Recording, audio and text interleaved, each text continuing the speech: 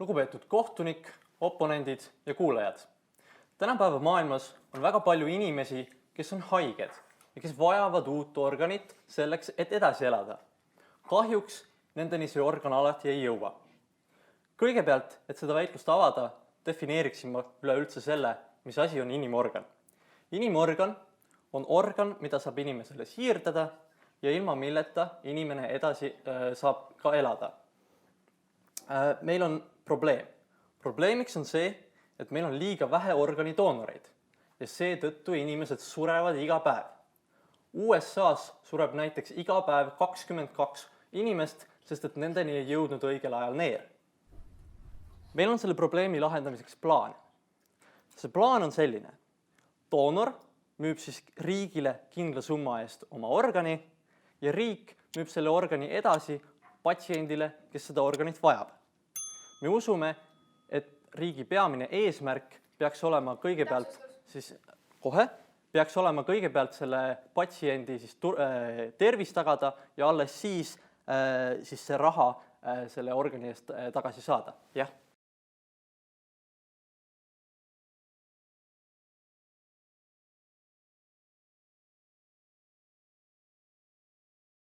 Mis konkreetsetest organitest me räägime? Me räägime organitest, ilma milleta saab siis doonor ka pärast edasi elada, näiteks neerud või tükk maksast või tükk soolest. Nii, me usume, et me võidame selle väitluse siis, kui me näitame teile, et selle plaani rakendamine on siis esiteks moraalselt õigustatud ja teiseks, et see toob kaasa siis selle probleemi leevenemise. Ja selle jaoks meil ongi siis mõned argumendid. Mina räägin teile kõigepealt siis esiteks sellest moraalsest õigustusest ja teiseks räägin ma teile kasudest, mis selle plaaniga kaasnevad ja pärast hiljem räägib meie teine kõneleja Elisabeth siis sellest, kuidas see plaan mõjutab organiturgu ja musta turgu. Nii, aga liigungi siis edasi esimese argumendi juurde. Esimene argument on õigustus. Me usume, et igal inimesel on kehaline autonoomia. Mida see tähendab? See tähendab seda, et iga inimene peaks suutma otsustada ise enda eest, mida ta oma kehaga teeb. See on see tõttu, et iga inimese jaoks on tema keha kõige tähtsam tööriist ja kõige tähtsam ressurss, mida ta kasutada saab. Kõik, mida ta teha suudab, oleneb tema kehast. Siivar. Ei. Kõik inimese eesmärgid ja tema vajadused peaksid samuti sellele inimesele kõige selgemini teada olema. Ja seetõttu me usumegi, et igal inimesel peaks olema siis võimalus oma kehaga nii käituda, nagu nemad ise heaks peavad. Mõnel juhul on riigil õigus siis seda kehalise autonoomia õigust piirata. Me usume, et riigil on õigus piirata siis teiste isikute õigusi siis, kui need kahjustaksid kellegi kolmanda osapoole õigusi.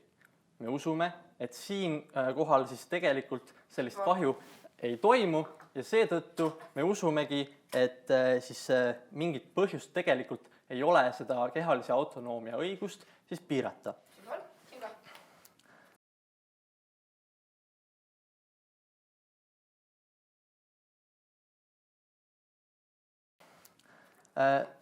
Juba praegu me tegelikult rakendame seda põhimõtet. Me lubame näiteks kaevuritel, me lubame näiteks politseinikel ja me lubame näiteks tuletõrjujatel siis panna oma elu ja tervise ohtu selleks, et endale raha teenida ja ühiskonnas kasu saada.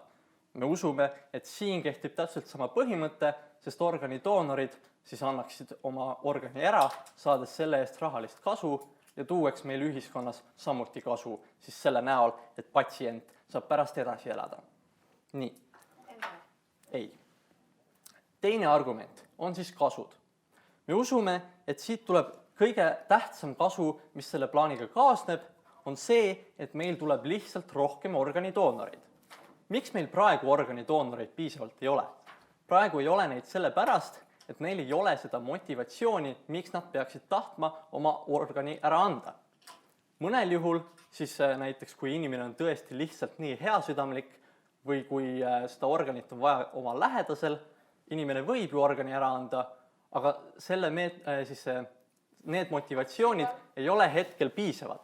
Meil on praegu neerudele näiteks on 3,5-aastane ootejärjekord ja inimesed surevad iga päev sellepärast, et nad lihtsalt ei jaksa nii kaua oodata. Nüüd, kuidas meie plaan suurendab siis doonorlust? Meie plaan suurendab seda niiviisi, et me anname inimestele lisamotivatsiooni siis selle jaoks, et nad selle organi ära annaksid. Ja see lisamotivatsioon on raha. Raha motiveerib inimesi, eks ju. Inimesed saavad sealt selle raha ja ükskõik, kas see organ läheb kellelegi oma sõbrale või siis mõnele siis täiesti võhivõõrale, inimene tahab seda raha ja inimene annab selle organi ära. Sarnane süsteem toimib praegu juba Iraanis, kus siis nagu tegelikult neerudele ei olegi enam ootejärjekorda. Ühesõnaga, see probleem on neil juba selle süsteemiga likvideeritud. Teiseks tekib siis kasu doonorile. Me usume, et see doonor siis saab sealt mingisuguse rahasumma, mis on juba iseenesest talle kasu. Me usume ka, et talle ei teki mingisuguseid tervisekahjustusi nii suurel määral või et see tõenäosus, et talle need suurel määral tervisekahjustused tekivad, on tegelikult väike. Näiteks elab inimene, kellel on üks neer, kuid kelle tervist jälgitakse keskmiselt kauem kui inimene, kellel on 2 neeru, kuid ei jälgi oma tervist nagu siis iga aastaselt või niiviisi.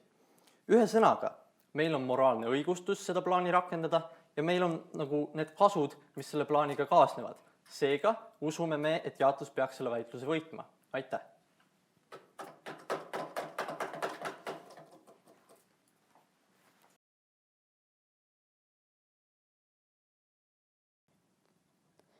Daamid ja härrad, kallis kohtunik, me oleme täiesti nõus Jaatusega, et meil eksisteerib probleem tuleb lahendada.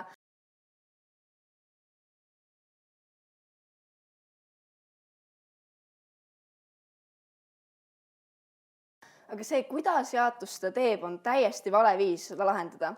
Ehk siis pakume välja Eituse poolt vastuplaanile pakume välja nii-öelda väljaastumissüsteemi, ehk siis, et inimesed automaatselt, kui nad on riigi kodanikud, on organidoonorid peale surma, aga saavad sellest süsteemist siis välja astuda, kirjutades ühe allkirja mingisse kohta, et nad enam ei taha, et nende organeid võetakse, kui nad ära surevad. Ehk siis rohkem inimesi on organidoonorid, aga need inimesed, kellel on päriselt mingi põhimõtteline suur probleem sellega või mingid religioossed põhjused, nemad ei pea olema, nad saavad sellest väga lihtsalt välja astuda.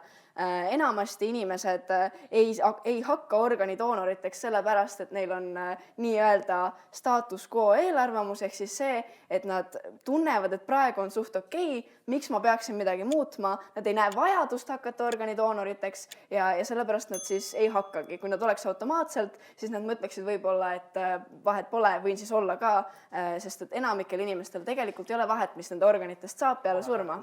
Ei, aitäh. Nii, teen nüüd mõned punktid ümberlükkeid ja liigun edasi oma konstruktiivse materjali juurde. Ehk siis esiteks plaani osas me pakume välja vastuplaani, teiseks meile räägitakse pikalt moraalsest õigustatusest, mis seisneb siis põhimõtteliselt inimese kehalise autonoomia kasutamises. Me näeme, et kehaline autonoomia kui selline ei ole iseeneslik väärtus. Oskar ise ütleb ka, et mingites olukordades me piirame inimese kehalist autonoomiat ja me keelame teha mingeid asju. Aga ta defineerib seda läbi selle, et me ei luba sul teha asju, millega sa piirad teiste inimeste kehalist autonoomiat. Tegelikult me juba keelame inimestel teha asju, millega nad teevad kahju iseendale. Me ei luba inimestel tarbida narkootikume ja nii edasi. Me võib-olla lubame mingisuguseid töökohti, mis on füüsisele rasked, aga me ei luba teha otsuseid, mis päädivad pöördumatutes kahjudes. Ehk siis me näeme, et see on otsus, mille ümberpööramine on võimatust, et sõna otseses mõttes annad ära tüki iseendast. See ei saa seda tükki tagasi panna ja nii, et mitte midagi nagu ei oleks juhtunudki. Oskar räägib meile lisaks ka mingitest kasudest, kuidas me saame rohkem doonoreid. Esiteks rohkem doonoreid me saame juba meie vastuplaaniga, me saame seda vähemate kahjudega. Ta räägib kasust doonorile ja sellest, kuidas esiteks sa saad raha ja on tore ja teiseks sa elad kauem ühe neeruga, sellepärast et sind jälgitakse, aga sa küll elad kauem, aga sul võivad potentsiaalselt olla suured tervisekahjud. Ma pärast toon välja ka statistikat selle kohta. Ehk siis liikudes oma konstruktiivse materjali juurde. Räägime siis sellest esiteks vabast valikust, teiseks räägin vaestest. Esiteks siis vaba valik. Esiteks me näeme, et vaba valik on vaba valik ainult siis, kui see on informeeritud, kui sa tead kõikidest riskidest, mis saavad tekkida ja teiseks sa ei ole mitte mingit pidi survestatud. Oma organi äraandmine peaks kindlasti olema vaba valik, eriti kui me toome selle õigustatuseks mingit kehalist autonoomiat, eks ole. Me näeme, et hetkel see ei ole, sellepärast et ükski inimene mitte kunagi ei ole piisavalt informeeritud tegemaks sellist valikut. Keegi ei ole kunagi piisavalt teadlik sellest, mis saab juhtuda, sest sa enne ei tea nendest kasudest, nendest kahjudest piisavalt palju, enne kui sa päriselt tunned neid asju, mis sinuga juhtuvad, enne kui sa päriselt tunned, et sinuga päriselt juhtus, see ei ole mingi kauge kahju, jah. Miks me ei võiks nendele doonoritele teha siis niisugust kohustuslikku informeerimisperioodi, mille nad peavad läbima enne? Ja, aitäh. Okei, teeme kohustusliku informeerimisperioodi, aga keegi ütleb mulle, et kui ma annan oma neeru ära, siis võivad minuga juhtuda asjad A, B ja C, aga ma kunagi ei tunneta, et need päriselt minuga juhtuvad. Ehk siis enne, kui see asi kätte jõuab, siis ma tegelikult ei ole sellest päris teadlik. See, mida ma näen, on see, et ma saan kasu, ma saan kohe raha, nagu Oskar ise ka ütleb, ma saan selle kasu, eks ole. Samal ajal mul on mingisugune kauge teadmata valu kuskil kahjudena, mida ma tegelikult ei tunneta, ma ei taju, et see võib päriselt minuga juhtuda. Ja ma näen seda kohest kasu tulemas, see kasu on nii palju lähemal mulle ja see ei ole kunagi tegelikult piisavalt informeeritud, ma tahan seda kasu saada. Nüüd see viib mind siia vaeste punkti juurde. Esiteks ma räägin sellest, kuidas vaesed on rohkem sunnitud oma organeid müüma, teiseks, kuidas nemad pigem saavad vähem organeid vastu selle eest, kui neil endal midagi viga on. Ehk siis vaeste jaoks on niisugune sundolukord. Me paneme olukorda, kus sul on võimalus müüa ära oma organ, saada raha vastu, aga mingid kahjud on ka. No ühest küljest, jah, me ei sunni kedagi, me ütle, et sa pead nüüd oma organit müüma ja aitäh, aga mõne inimese jaoks see võib tunda nagu ainus valik, mis annab talle mingisugust rahalist kasu, millest ta saab võib-olla toidulauale, millest saab oma perekonda aidata, toetada ja nii edasi. Ehk siis nad pigem näevad taaskord seda, kuidas nad saavad selle kasu ja on valmis kas või tunnevad, et nad on valmis selle kahjuga leppima, kuigi nad ei pruugi tegelikult aduda seda kahju. Nad ei näe seda pikka perspektiivi, mitte ükski inimene mitte kunagi ei näe päriselt pikka perspektiivi ja see on see permanentne kahju, mida me ei saa ka ära võtta. Lisaks me näeme, et tegelikult majanduslikult neid inimesi ei aidata, sest et näiteks Indias tehtud uuringu järgi 96% inimestest müüs oma neeru mingite laenude katmiseks, aga päris pika aja jooksul see probleem ei lahenenud, sest 75% inimestel olid need samad laenud ikkagi alles, et nad olid nii palju tervislikult kahjustatud sellest organi äraandmisest, et nad ei saanud kuidagi ennast enam aidata ega tagasi majanduslikult pinnale saada. Lisaks kolmandik UK-s neeru ära andnud inimestest siis olid 2 nädala pärast uuesti haiglas, sest need tervisekahjud on nii suured. Nüüd teiseks, kuna nüüd inimesed saavad müüa oma organeid raha eest, nad tasuta ei taha enam anda, seega need vaesed inimesed, kellel ei ole raha, mille eest organeid osta, nemad saavad neid organeid palju vähem, ma arvan, et see on väga halb. Kõigil nendel põhjustel eitus.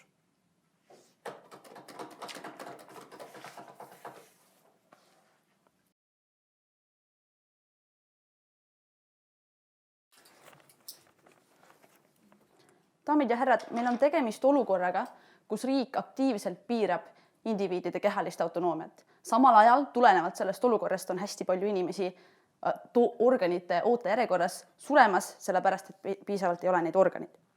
See on see probleem, mida me tahame lahendada. Ma räägin teile esmalt 4 ümberlükkest ja siis ma tutvustan teile meie uut argumenti, mis on must turg.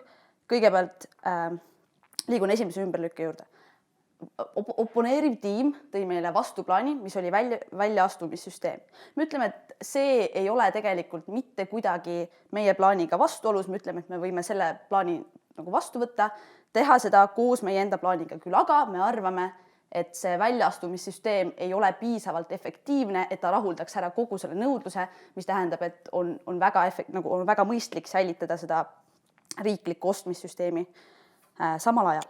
Nüüd teine ümberlüke on on kehalise autonoomia kohta. Nüüd ütlevad, et me juba praegu ei lase teha inimestel mingisuguseid valikuid, mis võivad olla neile endale väga kahjulikud. Nad toovad näiteks selle, et me ei luba inimestel tarbida narkootikume. Me ütleme, et see on teistsugune olukord, sellepärast et narkootikumi tarbides tuleb potentsiaalne kahju kolmandale osapoolele just nimelt läbi selle, et ühel hetkel ta kaotab selle kontrolli, mis tähendab, et ta võib muutuda ohtlikuks nii iseendale kui teistele inimestele, mis tähendab, et seal see kahju osa on täiesti olemas, küll aga organi müümisega sellist kahju mitte ühelegi teisele osapoolele ega ka iseendale nii suurel määral ei teki.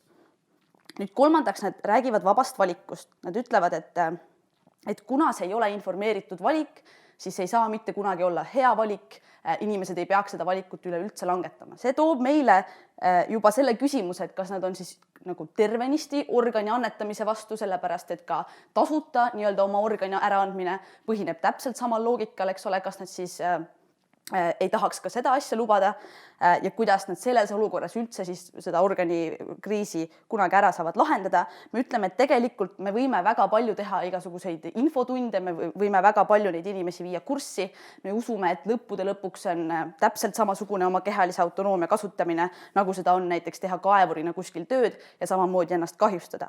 Sa ei saa kaevurina ka mitte kunagi tagasi seda aega, mida sa veetsid kuskil kaevanduses 10 aastat, selle 10 aasta jooksul sa oled väga palju kahjustanud iseenda tervist. See on samavõrd pöördumatu otsus, küll aga seda me riigina ei piira, sest meil on vaja neid inimesi, kes kaevandustes kaevandavad. Meil on vaja neid selleks, et ühiskond toimiks, eks ole, inimesi, kes annavad oma füüsisest midagi ära, et saada vastu tulu. Seega see probleem on ka lahendatud. Siis viimaseks nad räägivad vaestest ja sellest, kuidas see on neile ainus valik mõnikord raha teenida ja kuidas see iseeneslikult selle pärast peaks kuidagi halb olema. Me ütleme, et me ei ole sellega nõus, me arvame, et see on täiesti legitiimne valik. Samamoodi nagu vähem haritud inimesed lähevad näiteks ehitajateks, sellepärast et nad saavad seal väga kõrget palka ja saavad endale läbi selle lubada väga head elukvaliteeti, siis see on väga analoogne olukord sellega, et nad lähevad müüvad näiteks oma ühe neeru ära ja saavad selle eest endale lubada paremat elukvaliteeti. Me ütleme, et riik siin olukorras ei ole objektiivsem otsustama selle üle, mida inimene peaks või peaks oma kehaga tegema, sellepärast et riik ei saa mitte kunagi teada kõiki nüansse, riik ei saa mitte kunagi väga pädevalt hinnata iga indiviidi vajadusi, sellepärast et neid teab kõige paremini see indiviid ise, mis tähendab, et selles olukorras on indiviid pädevam langetama seda otsust ja kui tema tahab müüa või anda enda kehast midagi ära selleks, et saada vastu tulu ja lubada näiteks nagu selle arvelt oma perele elatist ja sööki oma laste lauale, siis me ütleme, et see on legitiimne valik ja nad võivad seda võtta. Liikudes nüüd meie laiendava argumendi juurde, milleks on must turg. 20% kõigist neeru siirdamistest, mis üldse maailmas toimuvad Maailma Tervisehoiuorganisatsiooni andmetel just nimelt mustal turul. See tuleneb sellest, nagu Oskar teile juba esimeses kõnes rääkis, et ootejärjekord on väga pikad, mis tähendab, et nõudlus on väga-väga suur nendele organitele. Inimesed, kes on ootejärjekorra lõpus ja kellel ei ole mitte mingisugust võimalust pääseda sellest olukorrast eluga, kuna piisavalt doonoreid ei ole, pöörduvadki musta turu poole, mis tekitab siis väga suure nõudluse mustale turule, mis tähendab, et on rohkem näiteks kuritegevust, inimesi varastatakse tänavate pealt ära, et lõigata nende neerud välja ja nii edasi. Me ütleme, et see on väga halb olukord. Nüüd me lahendame selle olukorra, sellepärast et meie plaaniga ootejärjekorrad kaovad või ootejärjekorrad lähevad tunduvalt väiksemaks, mis tähendab, et nõudlust enam ei ole mustale turule, mis tähendab, et vahendajal ei ole enam ka mõistlik teha kuritegevust selleks, et neid organeid kuskil kätte saada.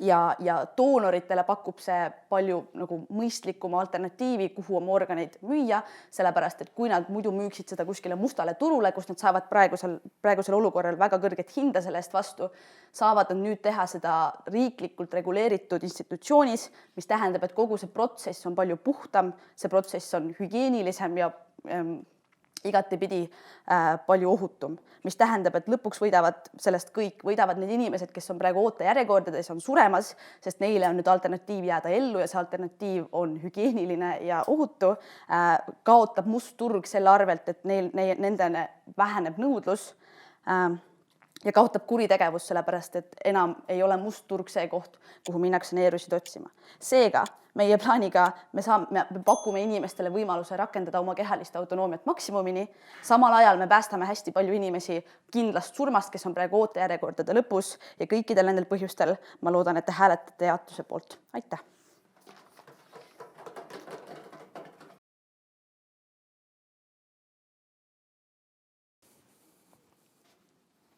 Daamid ja härrad, me seisame eituses selle sama probleemi eest, et meil on maailmas probleem, kus on organeid vaja, kuid me arvame seda, et jaatuse plaaniga see on tegelikult selline plaan, kus vaesed kannatavad ja rikkad saavad aina rikkamaks ja vaesed jäävad aina vaesemaks. Kõigepealt ma teen mõningad ümberlükked ja siis ma liigun meie kolmanda argumendi juurde, milleks on inimkaubandus.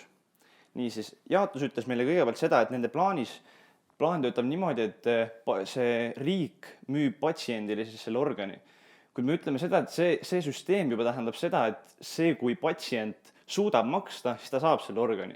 Aga kui meil tekib situatsioon, kus sellel patsiendil ei ole piisavalt raha, siis tegelikult juhtubki niimoodi, et see, kellel raha on, see saab selle organi, aga see, kellel ei ole raha, see seda organit ei saa.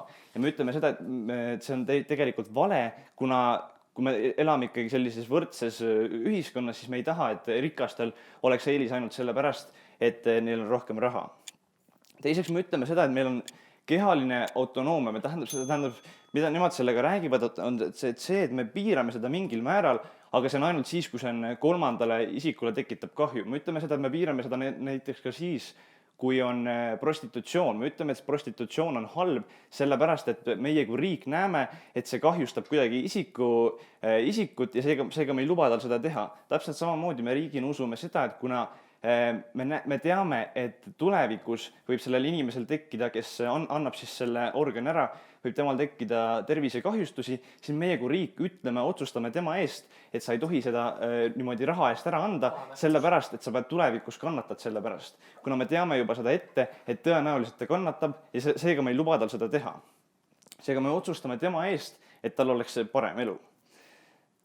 Ja me ütleme ka seda, et kui nad toovad meile sellest näite, et inimene, kellel on üks neer, elab kauem, siis tegelikult see on ainult sellepärast, et see statistika on toodud lääneriigist, kus inimene, kui annab selle neeru ära, siis teda jälgitakse kogu aeg, ta on kogu aeg selle aparaadi all, et tehakse kindlaks, et ta on terve, aga kui see inimene on vaeses riigis, kes annab selle organi ära selleks, et raha teha, siis ta on vaeses riigis, tal ei ole aega, et kogu aega või raha, et minna kogu aeg sinna haiglasse, et kontrollida ennast, mis tähendab seda, et ta jääb palju halvemasse seisukorda ja tänu selle tõttu siis ta kannatabki ja meie kui riik, kui me teame seda ette, et ta kannatab, siis me ei luba tal seda teha.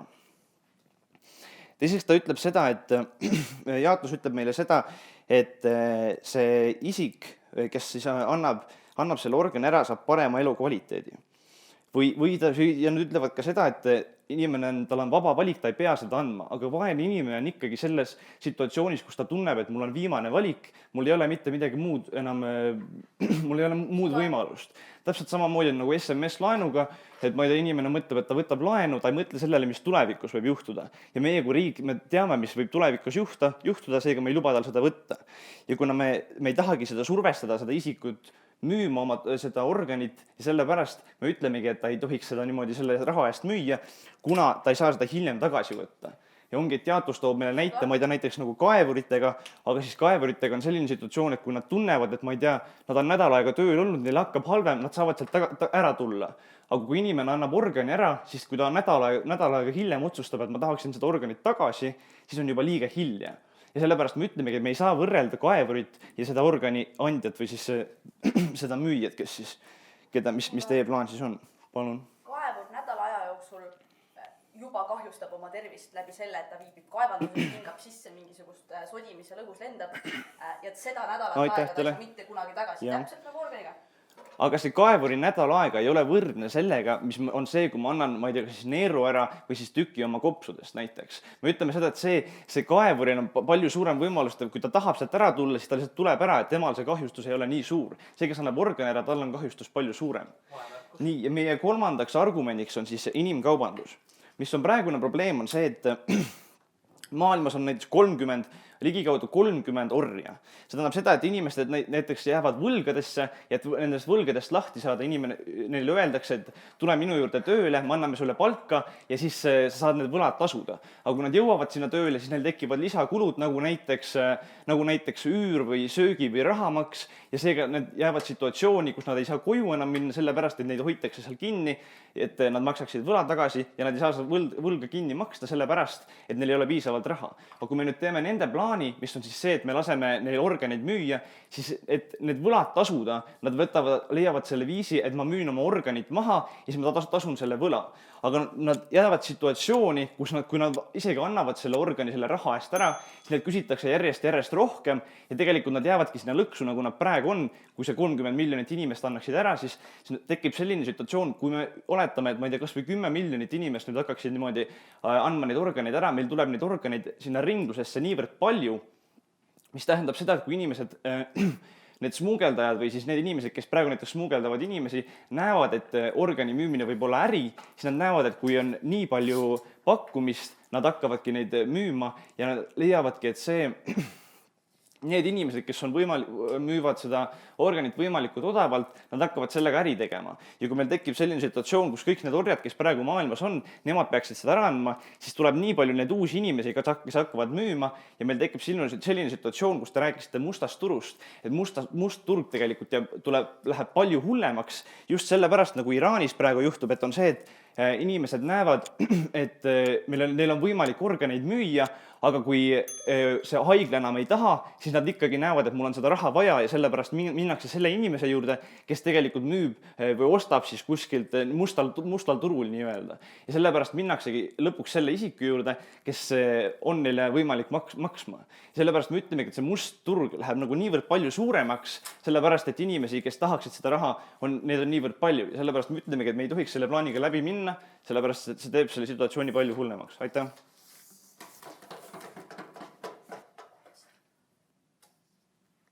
Daamid ja härrad, me esitasime teile oma esimeses kõnes väga selge probleemi.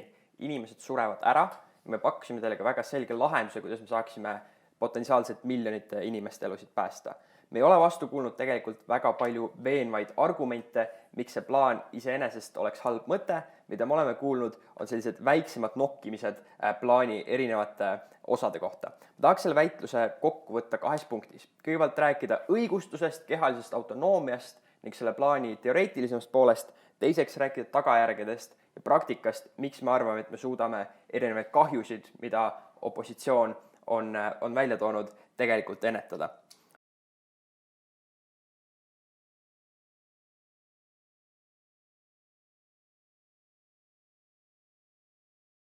Rääkides kehalisest autonoomiast.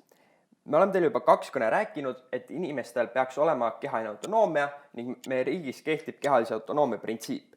See tähendab seda, et see on õigus ise otsustada, mida oma kehaga teha, kui seal ei ole kolmanda osapoole kahju. Eituse tiim ütleb selle vastu 3 asja. Esiteks, nad ütlevad seda, et tegelikult lisaks kolmanda osapoole kahjule on veel üks kriteerium. Riik piirab kehalist autonoomiat ka siis, kui ei ole kolmanda osapoole kahju, vaid on lihtsalt väga suur kahju sellele inimesele endale. Näiteks toovad nad narkootikumid. Esiteks me arvame, et see on väga ebamõistlik võrdlus mitmel põhjusel. Esiteks näiteks sellepärast, et heroiin tekitab palju suuremat kahju inimesele kui ühe neeru äraandmine kontrollitud tingimustes. Teiseks, tegelikult heroiini tarbimine ei kompenseeri mitte kuidagi seda tervisekahju. Samal ajal, kui inimene müüb ära oma organi, siis isegi kui mingi tervisekahju kaasneb, on tal väga suur kogus raha, millega ta tegelikult saab seda tervisekahju kompenseerida. Veel enam, heroiini tarbimisel on ka kolmanda osapoole kahju, mida kindlasti organite müümisel ei ole. Veel enam me arvame seda, et paljusid teisi nõrgemaid narkootikume tegelikult olekski mõistlik legaliseerida, samamoodi nagu seda paljudes riikides juba tehtud on. Sama kehtib ka prostitutsiooni kohta, paljudes riikides prostitutsioon on legaalne, kupeldamine on teine asi, seda meie tõesti ei toetaks. Ehk me leiame, et tegelikult sisulist vastust selle kehalise autonoomiale ei ole tulnud. Mida veel opositsioon ütleb printsiibi koha pealt on esiteks see, et inimestel tekib pöördumatu kahju, kui nad oma organi ära müüvad. Esiteks me leiame, et see on täpselt samamoodi, kui inimene kuskil töötab võib tekkida kahju, mis on pöördumatu, näiteks tuletõrjuja võib sattuda varingusse, kui ta kustutab põlevat maja, seda ei saa mitte kuidagi tagasi võtta ning see oht tegelikult on palju suurem keskmisele tuletõrjujale kui keskmisele neerudoonorile. Veel enam, inimesed ei saa kunagi tagasi võtta aega, mida nad on panustanud selle jaoks, et kuskil raha teenida. Me näeme, et see on analoogne olukord. Ehk pöördumatu kahju ei ole põhjus, et kehalist autonoomiat tegelikult piirata. Veel enam, kunagi tegelikult opositsioonitiim ei näita meile veenvalt ära, kui suur tegelikult see pöördumatu kahju on ning miks me sellest nii väga hoolima peaks. Viimaseks nad ütlevad seda, et inimestel ei ole vaba valikut 2 põhjusel. Esiteks sellepärast, et neil on liiga vähe informatsiooni. Me leiame, et täpselt sama asi kehtib ka kuhugi tööle minemisega, täpselt sama kehtib ka nende poolt välja pakutud väljaastumissüsteemiga. Näiteks paljudel inimestel on väga oluline see, millised on nemad peale surma. Ütleme, et samamoodi inimene ei saa mitte kunagi teada, milline ta on peale surma, kui temalt on üks organ ära võetud. Paljudel inimestele spirituaalsetel põhjustel see on oluline, täpselt sama kehtib sellega. Jah. Ja sellepärast need inimesed saavadki süsteemist välja astuda, ülejäänud, kellel tegelikult suuri põhimõtteid ei ole, aga ei ole lihtsalt organidoonorid, kuna neid väga ei huvita, nemad saavad süsteemis edasi olla. Teie loogika ei tööta, sellepärast, et nagu te ise ütlete, siis inimene saab selle kaalutletud otsuse teha vaid siis, kui ta on kogenud mõlemad stsenaariumid. Kuidas on elada neeruga, kuidas on elada ilma neeruta. Mõlema stsenaariumil inimene ei saa seda otsust tagasi võtta. Teine põhjus, miks nad ütlevad, et inimestel ei ole vaba valikut, on see, et neid survestatakse. Sama toimub absoluutselt iga asjaga, üldiselt inimestele meeldib raha ning tõenäoliselt meie arvates näiteks makstud võlad annab inimese elukvaliteedile palju rohkem juurde kui see, et tal on ka teine neer lisaks, kuigi ta vajab ainult ühte. Samamoodi me usume, et väljaastumissüsteem tegelikult survestab inimesed tunnevad riiklikku survet, et temalt eeldatakse, et sa tegelikult annad oma organid ära. Me ei näe siin väga suurt vahet. Teiseks rääkides tagajärgedest. Ei aitäh. Me ütlesime teile 3 asja, mis praktiliselt juhtuma hakkab. Esiteks, kõige olulisemalt rohkem inimesi jääb ellu. Teiseks, inimestel on vajadusel üks teenimisvõimalus juures, mis neil peaks olema olemas olnud kogu aeg. Kolmandaks, me vähendame musta turgu. Mida me kuulsime selle kohta, et rohkem inimesi jääb ellu? Nad ütlesid meile, et väljaastumissüsteem lahendab selle probleemi. Esiteks, see ei välista mitte kuidagi meie plaani. Teiseks, see ei vasta mitte kuidagi sisuliselt meie kehalise autonoomia argumendile, et inimestel peab olema see õigus nii teisi aidata kui ka ennast aidata. Kolmandaks, me arvame seda, et väljaastumissüsteem tegelikult ei ole piisav, sest selle abil me saame organeid ainult surnud inimestelt. Meil tihtipeale on vaja just nagu parimas konditsioonis organeid. Ma arvan, et meie plaan on selles mõttes parem. Teiseks, nad ütlevad seda, et inimestel tekib suur tervisekahju, nad kunagi ei tõesta ära, kui suur tegelikult et kahju oleks. Samal ajal need ignoreerivad tõestust, mille andis meie esimene kõneleja, et tegelikult suurem meditsiiniline järelevalve tasakaalustab selle vahe, mis tekib tervisekahjust. Kolmandaks, nad räägivad meile sellest, et vaesed inimesed ei suuda endale organit osta. Ma arvan, et selle on väga lihtne lahendus. Riigina me võime lihtsalt subsideerida neid inimesi, kellel tõesti raha selleks ei ole. Tegelikult isegi kui kõik inimesed ei saa organeid, siis see on ka okei. Näiteks paljude eksperimentaalsete ravimitega on olukord täpselt samasugune. Neid ravimeid saavad rikkamad inimesed, see ei tähenda seda, et me ei peaks neid mitte kellelegi lubama. Viimaseks nad räägivad inimkaubandusest. Nad lihtsalt ütlevad, et maailmas on halbu inimesi, kes tahavad teisi inimesi ära kasutada. Me nõustume, me ei usu, et me saame sinna väga midagi teha. Ma arvan tegelikult, et meil ei ole mõistlik rääkida riikidest, kus kuritegevus on rohkem võimu kui näiteks politseil. Seega ma arvan, et enamus normaalsetes riikides, kus on normaalne seadusandlus, normaalne meditsiiniline süsteem, selliseid asju ei juhtuks. Nendel põhjustel palun hääletage jaotuse poolt. Aitäh!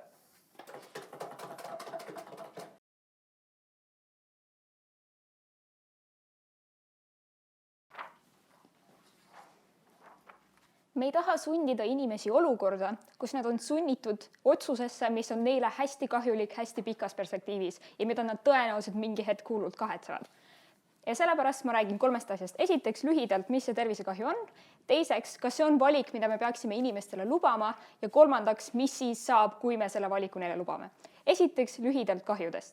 Eelmises kõnes need lõpuks siis küsisid meie käest, et mis need kahjud on.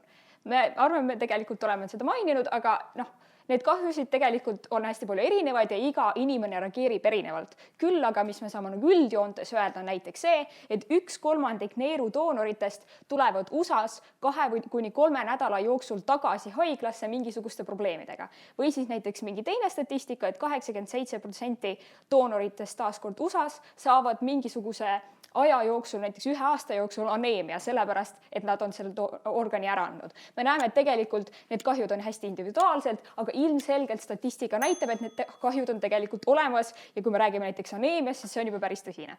Okei. Nüüd edasi teine küsimus. Kas see on valik, mida me peaksime lubama?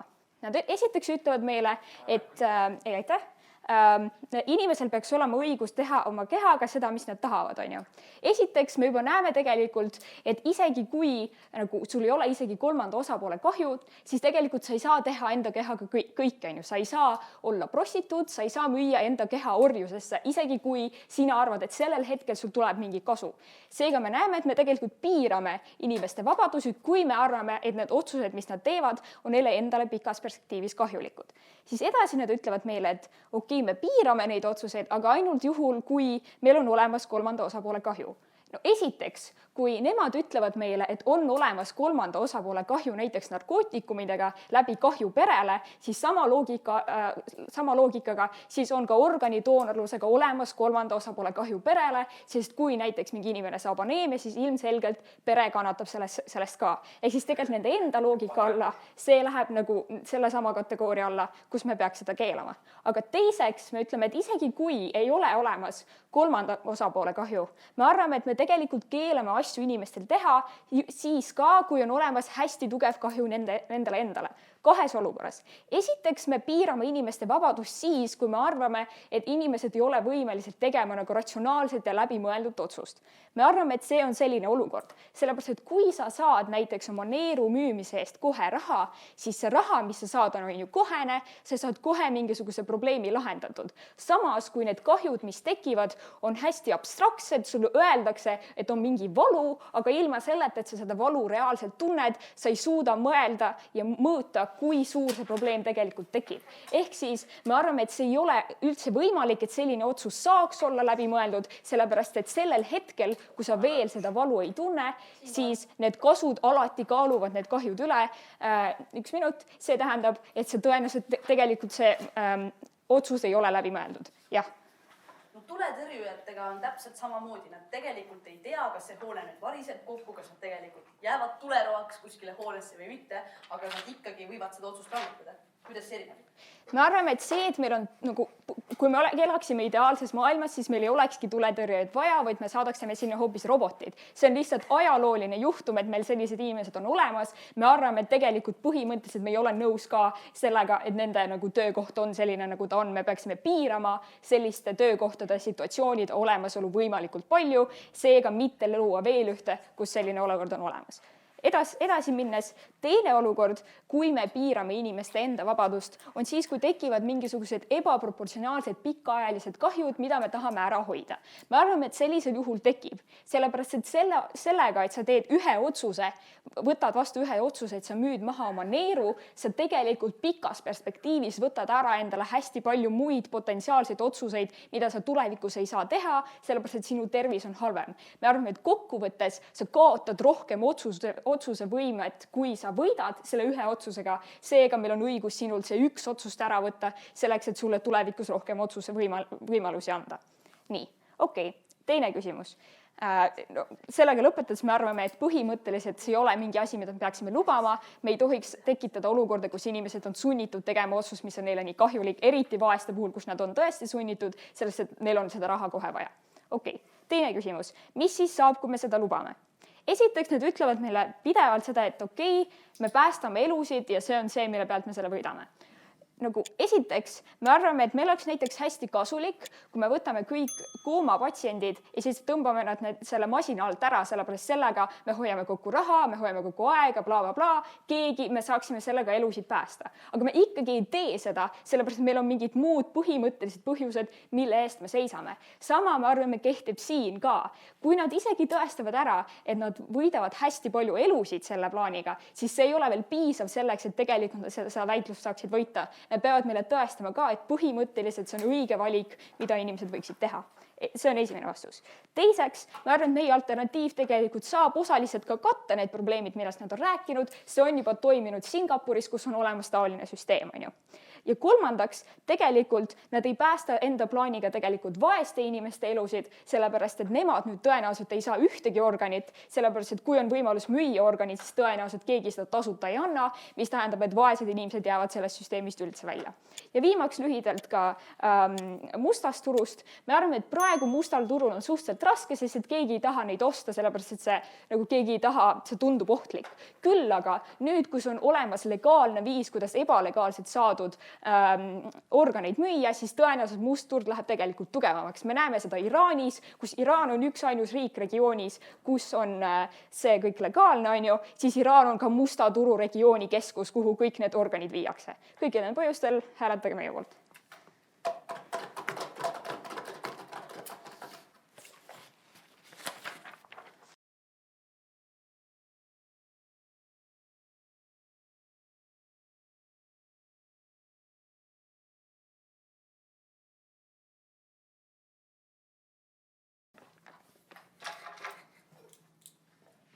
Daamid ja härrad, lugupeetud kohtunik, eitus võidab selle väitluse, kui me tõestame ära täpselt 2 asja.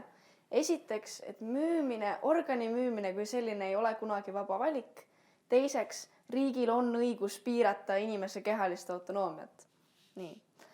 Esimene punkt, kuidas müümine ei ole mitte kunagi vaba valik, oleme näidanud selle all, kuidas ainus võimalus, kuidas miski on vaba valik, on siis, kui inimene on täielikult informeeritud. Nagu ka Viki ja mina enne oleme rääkinud, siis ükskõik kui palju me ütleme inimestele, mis sellega juhtub. Ükskõik kui palju me neile räägime, siis keegi tegelikult kunagi ei adu seda abstraktset kahju, mis tulevikus võib tulla, kui neil on kõrval see potentsiaalne kohene rahaline kasu. Jaatus ise ütleb ka, et raha on suur motivaator, raha on tore asi, mida saada, inimesed näevad pigem seda raha ja mitte seda potentsiaalset kahju ja kui need kõrvutavad, siis üks asi on nagu kohe tuleb hea asi, kunagi võib-olla tuleb midagi halba. Need 2 asja kõrvuti inimesele on mitte võrreldavad ja nad pigem tahavad seda kasu. Teiseks, me paneme siinkohal selle organi müümise variandiga vaesemad inimesed sundolukorda. Ehk siis isegi kui me ei võta vaest inimest ja ütle, et müü nüüd oma organ maha ja siis sa saad raha ja muud varianti sul ei ole, siis inimesed ikkagi pruugivad seda näha oma viimase ja ainsa valikuna, et toita peret ja ennast ja nii edasi. Ja nad näevad, et mulle on antud selline võimalus riigi poolt, seega see on asi, mida riik arvab, et on okei mulle teha ja siis nad müüvad oma organi maha, sest et muud moodi nad ei saa elatud. Ehk siis me paneme need põhimõtteliselt sundolukorda, kus nad peavad tegema valiku, mis on nende jaoks pöördumatu ja toob kaasa kahjusid. Teiseks siis see, et riigil on õigus piirata inimeste kehalist autonoomiat. Esiteks meil on juba näited sellest, et riigina piirame seda, näiteks me ei luba sul ennast müüa orjusesse, sest see on pöördumatu valik. Me ei luba sul tarbida narkootikume, ükskõik kas see põhjus on siis see, et sa teed liiga iseenda kehale või see, et sa potentsiaalselt muutud võib-olla vägivaldseks ja ründad teisi inimesi, siis samamoodi nagu sinu ümber olevad inimesed kannatavad, kui sa tarbid narkootikume, samamoodi kui sul tulevad tervisekahjud oma organi äraandmisest, siis samamoodi sinu lähedased inimesed näiteks kannatavad sellest, nagu Viki ka rääkis. Samuti see, miks riigil on õigus piirata valikuid, mida inimesed teevad, riik on see organ või see agent, kes jälgib seda, et kõigil ühiskonnagruppidel on võrdsed võimalused ennast teostada, eksisteerida ja nii edasi. Ehk siis riik seisab ka nende vaesemate inimeste eest, et nemad ka saaksid neid organeid, mida neil vaja saada on. Jaatuse plaani all vaesed inimesed pruugivad neist ilma jääda, neil on raskem ligi pääseda abile, mida nad vajavad, võidavad ainult rikkad inimesed, samal ajal kui meie plaani all põhimõtteliselt süsteem jääb samaks ja vaesed inimesed ei kaota mingisugust võimalust saada arstiabi, kui neil on seda vaja, sellisel määral, nagu neil on seda vaja. Ehk siis kuivõrd me oleme näidanud, et oma organit müües sa ei tee valikut, mis on piisavalt informeeritud ja teiseks riigil on õigus piirata valikuid, mida inimesed teevad seoses nende kehalise autonoomiaga, siis eitus võidab selle väitluse. Aitäh!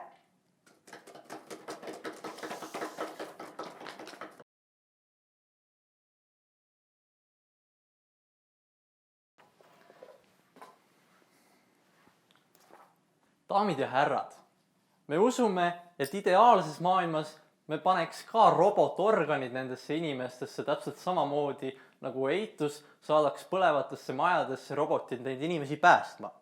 Küll aga me usume, et praegu sellist tehnoloogiat lihtsalt ei eksisteeri ja seetõttu me peamegi siis leidma mingisuguse teise lahenduse. Ja see lahendus ongi see, et me legaliseerime nende inimorganite müügi. Ma võtan selle väitluse nüüd punkti haaval kokku ja näitan, miks igas punktis tegelikult juba meie võitsime. Liigungi siis kohe esimese punkti juurde, milles siis vaieldi siin väitluses kehaline autonoomia. Me usume, et meie kaitseme inimeste kehalist autonoomiat ja me usume, et kehalise autonoomia piiramine ei ole tegelikult siin juhul põhjendatud, sest et inimestel tegelikult ei teki neid massiivseid kahjusid, millest eitus räägib. Me usume, et need tervisekahjustused tegelikult ei teki niivõrd suurel määral, eks ju, kui tõesti tuleb see mingisugune kaebus 2 nädala pärast või kui tõesti tuleb see aneemia selle aasta jooksul, siis tegelikult saavad need inimesed ju minna haiglasse ja seal ennast uuesti nagu korda teha, eks ju. Ja sellepärast me tegelikult näemegi, et nagu need inimesed, kes annetavad ja kes on tervisekontrolli all, tegelikult elavad ka keskmiselt kauem kui inimesed, kes ei ole annetanud ja nagu siis ei käi tervisekontrollis. Me usume, järgmine punkt, vaba valik. Kas vaba valik on olemas või ei ole? Me usume, et esiteks neil inimestel on see vaba valik nagu olemas, sest et me nagu teavitaksime neid eelnevalt sellest, missugused mõjud selle otsusega siis kaasneksid, eks ju. Ja seega nad saaksid siis teha selle vaba valiku nagu see läbi. Me usume, et kui seda vaba valikut ei ole, sellepärast et see informatsioon ei jõua neile kohale, siis tegelikult ei ole seda vaba valikut ka nende plaaniga. Sellepärast, et kui me ei suuda inimesi informeerida nagu selle plaaniga, siis me ei suuda ka neid religioosseid inimesi siis tegelikult ju informeerida nende plaaniga. Ühesõnaga, religioossetele inimestele tuleks siis samamoodi see vabavaliku kahju nende plaaniga. Me usume, et neid tervisekahjustusi ei tule, sellest ma juba rääkisin, eks ju. Me usume, et ka vaesed ei saaks sellest tegelikult niivõrd suurt kahju. Patsiendid, kes on vaesed, saavad alati selle organi, hoolimata sellest, kas nad suudavad selle eest hetkel maksta või mitte. Nad saavad selle alati pärast tagasi maksta. Ja doonorid, kes on vaesed, siis nagu me ei sunni neid seda otsust tegema, vaid me informeerime neid. Sellest ma juba rääkisin. Me usume ka, et musta turgu me suudaksime vähendada ja eituse plaaniga seda ei juhtuks, sest et kui nõudlust ei ole, eks ju, sellepärast, et see legaalne turg on olemas ja seal on see kõik palju ohutum ja parem, siis inimesed lihtsalt ei läheks sinna mustale turule neid asju müüma ja seetõttu kõigil nendel põhjustel on jaatus selle väitluse võitnud. Aitäh!